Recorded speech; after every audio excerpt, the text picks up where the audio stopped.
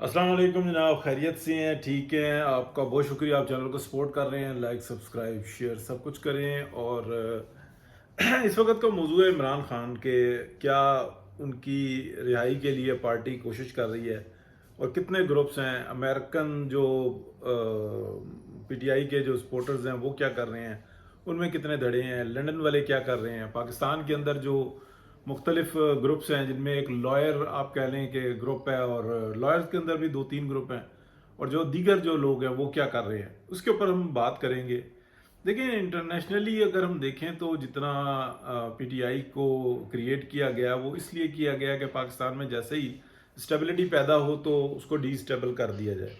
और शुरू से वतीरा यही रहा है। जब इमरान खान साहब वज़ीर आज़म की सीट पर थे, तब भी बजाय कि वो पुरअमन तरीके से मामलात हालात और हुकूमत को चलाते, वो अपोजिशन के गले पड़े हुए थे। उसको मार दूंगा, उसको घसीटूंगा, उसका एसी निकाल लूंगा, उसको मैं अजियत दूंगा, और उन्होंने करके भी दिखाई।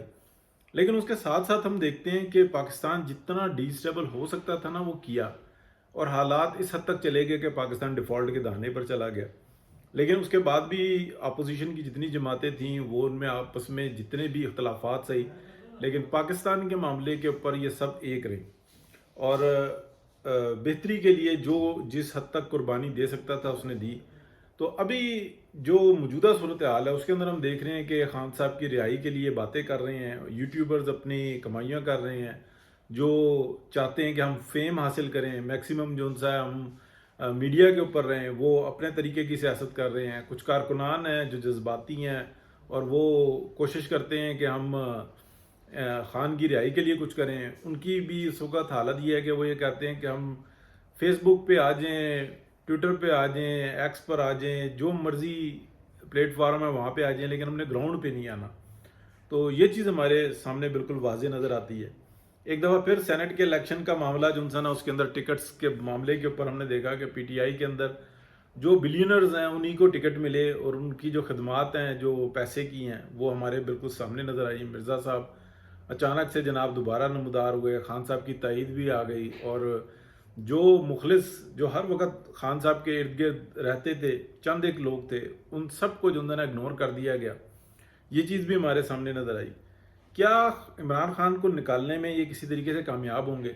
देखें, एक बात जो वजाहत के साथ बार बार बताई गई, मैंने भी आपको बताई और बहुत सारे दीगर लोगों ने बताई, कि कोई भी एक एमएनए, एमपीए, सेनेटर जो पीटीआई का है वो आज़ाद जीता हुआ है या वो टिकट पर जीता हुआ है, यानी कि सेनेट के और दीगर जो टिकट पे जीते हुए हैं वो भी तमाम ये चाहते हैं कि ये असम्बलियाँ, ये जो मौजूदा सेटअप है, ये 5 साल पूरे करे, और किसी भी सूरत में खान साहब बाहर ना आए। और जब हमने ये देखा कि इस्लामाबाद पर जलगार की गई, वहाँ पर गंडापुर साहब भी थे, बुशरा बेगम साहबा भी थी, उस वक़्त में भी तमाम मैसेजेस जो उनसे ना वो ये आ रहे थे कि हमने किसी सूरत में जुनजाना खान का इस मामले के ऊपर साथ नहीं देना, यहाँ पे धरनों में नहीं हमने आना, हमने दंगा फसाद नहीं करना। अवाम आई किसी हद तक, आप कह लें 5-7 हज़ार 10 हज़ार तक लोग जो ना मुख्तलिफ जगहों से इस्लामाबाद में पहुँचे। जो ब्लू एरिया में थे वो 4-5 हज़ार कह लें कि वो मौजूद थे। जब भगदड़ मची तो वो सारे निकल गए, कुछ पकड़े गए, लेकिन जो मेन लीडरशिप थी, क्या उसके अंदर कोई 2-3 दर्जन एमएनएज और एमपीएस भी थे? वो भी नहीं थे। 2-3 दर्जन की मैं बात करूँ, मुख्तलिफ अगर आप इलाकों के लगाएं तो वो 10 भी नहीं थे, एमएनएज और एमपीएस टोटल मिला के। तो क्यों ऐसा था? इसलिए कि वो तमाम ये चाहते थे कि किसी भी सूरत में ये सिस्टम जो था ना वो डिरेल ना हो, और हमारी जो मुद्दत है हम उसको पूरा करें, हम असम्बली में जाएं, वहाँ पे अपना काम करें, हम इलाकों में जाएं, अपने काम करें, जब इलेक्शन का वक्त आएगा तब हम कर लेंगे। लेकिन हम ये देखते हैं कि हर वक्त जब पाकिस्तान की स्टेबिलिटी के लिए कोई माहदा, कोई बात, कोई डेलीगेशन आ रहा होता है, तो पीटीआई को एक तार आ जाती है, और ये एहतजाज के लिए निकल जाते हैं, जी खान को छोड़ो, कभी कुछ और कभी कुछ, कभी धरना, कभी रैली, कभी ऐसे मामला। तो क्या इस वक्त में खान साहब को छोड़ा जाएगा? तो मैं आपको वजाहत के साथ ये बताऊं कि ईरान और इसराइल की जंग के बाद और पाकिस्तान और इंडिया की जंग के बाद पूरी दुनिया के अंदर ताकत का जो तवाज़ुन है ना वो एक नई पैराहे में देखा जा रहा है, कि इस वक्त किसके पास क्या टेक्नोलॉजी है और आगे जो सूरत हाल है वो क्या बन रही है। پاکستان کی عزت پوری دنیا میں خامخواہ سے نہیں بن گئی، بلکہ پاکستان نے اس وقت میں جتنی بڑی انڈیا کے اگینسٹ دفاعی طور پر، یعنی کہ جو وار اسٹریٹجی ہے، جو اپنے آپ کو شو کیا ہے، وہ دنیا کے جو چند ایک بہترین ممالک ہیں وہی کر سکتے ہیں۔ بلکہ پاکستان تھرڈ ورلڈ کنٹری کا ایک واحد ملک ایسا ہے کہ جس نے اس ٹیکنالوجی کا استعمال کیا ہے جو یا تو امریکہ اور فرانس کر سکتے ہیں، اس کے علاوہ کوئی تیسرا ملک ہے تو وہ پاکستان نے عملی طور پر ثابت کر دیا۔ یعنی کہ مختصراً میں اگر آپ کو بتاؤں تو میزائلز اور جو نقصانات ہیں اس سے ہٹ کر جب جنگ شروع ہوتی ہے 6 اور 7 کی رات کو، پاکستان، یعنی کہ اس سے پہلے بھی ایک موقع آتا ہے لیکن اس وقت میں صرف جہازوں کو لاک کیا جاتا ہے، لیکن 6 اور 7 کی رات کو 4 جو ہیں رافیل گرا دیے جاتے ہیں اور 2 ایک مگ اور ایک ایس یو گرایا جاتا ہے، 6 جہاز گرائے جاتے ہیں، ایک ڈرون گرایا جاتا ہے، لیکن پاکستان اناؤنس کرتا ہے 5 کا اور 6واں ڈرون۔ لیکن اس کے بعد جب تصدیق ہو جاتی ہے تو بتاتے ہیں کہ ہاں جی معراج 2000 بھی گرا ہے اور فلانی جگہ پہ اس کا ملبہ ہے۔ اس وقت میں کیا صورتحال ہے کہ انڈینز اپنے پائلٹس کو ایوارڈز دینا چاہتے ہیں اور یہ کہتے ہیں کہ یار ہم گمنام کس طریقے سے رکھیں گے ان کو، ان کے فیملیز پوچھ رہی ہیں، معاملات خراب ہو رہے ہیں۔ پاکستان نے جو بولا تھا وہ سچ ہے۔ پھر آ جاتی ہے 9 اور 10 کی رات، 9 کی رات کو انڈیا حملہ کرتا ہے، 10 کی صبح کو پاکستان حملہ کرتا ہے، لیکن پاکستان جب کرتا ہے تو یہ تقریباً 10 سے 15 کے درمیان جو انڈین ایئر کرافٹس تھے، جو فائٹر پلینز تھے، ان کے ہوائی اڈوں پر کھڑے ہوئے ان کو بھی ہٹ کرتا ہے، ان کو تباہ کر دیتا ہے۔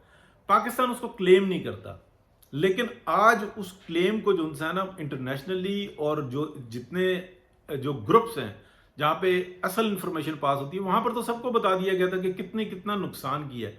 آج فرانس خود بتا رہا ہے کہ ہمارے 8 رافیل مس ہیں، تو 4 تو گرائے تھے، 4 باقی کے کہاں تھے؟ وہ کھڑے ہوئے تھے، ٹھیک ہے، اڈوں کے اوپر، وہاں پر ہٹ کیے گئے ہیں۔ اچھا، بے مثال کامیابی ہے۔ 2 سیٹلائٹس جو سی ہیں نا انڈیا کی، وہ پاکستان جو ہے نا ایک اپنے ہاتھ میں لے لیتا ہے اور بعد میں جب دیتا ہے تو انڈیا سے سنبھلتی نہیں، ایک اسی وقت فیل کر دیتا ہے جو پاکستان کے اوپر آئی ہوئی تھی اور اس کو ایک ایسے رخ پر بھیج دیتا ہے جہاں سے اس کی واپسی ہے ہی نہیں۔ تو یہ ٹیکنالوجی کس کے پاس آئی؟ یعنی کہ یہ سوچنے والی بات ہے، دیکھنے والی بات ہے کہ پاکستان اگر انڈیا کی سیٹلائٹس ہیک کر سکتا ہے تو کسی کی بھی کر سکتا ہے، تو یہ ٹیکنالوجی ہے نا۔ پھر پاکستان جو ہے 70% انڈیا کا جو الیکٹریسٹی کا نظام ہے وہ درم برم کر دیتا ہے، سگنلز سارے ڈراپ کر دیتا ہے، جو ٹریفک سگنلز ہیں وہ ڈراپ کر دیتا ہے، ایئر لائن کا ٹوٹل سسٹم 10 منٹ کے لیے اپنے ہاتھ میں رکھتا ہے، پھر واپس کر دیتا ہے کہ کوئی ایکسیڈنٹس نہ ہو۔ تو یہ جو ٹیکنالوجی کا استعمال ہوا تھا اس کے بعد دنیا کے اندر طاقت کا توازن، اسی لیے پاکستان کی عزت ہو رہی ہے کہ انہوں نے تو کر کے دکھا دیا ہے۔ تو کیا اس صورتحال کے اندر جب ایک نئی بساط بچ رہی ہے اس وقت میں عمران خان کو چھوڑ دیں گے کہ تاکہ وہ آ جائے روڈ کے اوپر اور دھمالیں ڈالے؟ جب وہ یہ کام کرے گا تو خرابی ہی خرابی ہے، اور اس خرابی سے بچنے کے لیے جو آپ کہہ لیں اس کے پروکیشنز ہیں وہ یہی ہیں کہ خان صاحب کو اندر ہی رکھیں اور ان کو آرام اور سکون کی ایک زندگی فراہم کریں، دیسی مرغے دیسی گھی میں اچھی کڑھائی بنا کے ان کو دیتے رہیں، وہ کھاتے رہیں، انجوائے کرتے رہیں۔